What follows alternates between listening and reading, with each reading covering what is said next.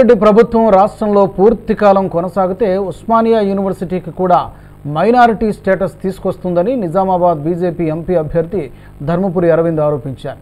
జగిత్యాల జిల్లా సారంగపూర్ మండలం పెంబట్ల ఎన్నికల ప్రచారంలో అరవింద్ మాట్లాడుతూ కాంగ్రెస్ పార్టీది దిక్కుమాలిన చరిత్రని 6 గ్యారంటీల పేరుతో ప్రజలను మోసం చేస్తున్న ఆ పార్టీని అస్సలు నమ్మొద్దన్నారు.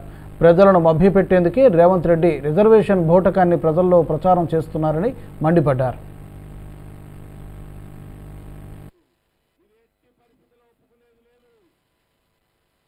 మైనారిటీ స్టేటస్ వస్తే ఎస్సీ ఎస్టీ బీసీలు బయటికి వెళ్ళిపోవాలా, రిజర్వేషన్లు ఉండవు.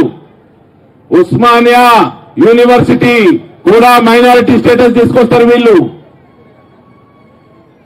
వీళ్ళ జనాభా 4%, 3% ఉన్నప్పుడే ఆ పరిస్థితి ఉండి ఇవాళ 15% వచ్చింది.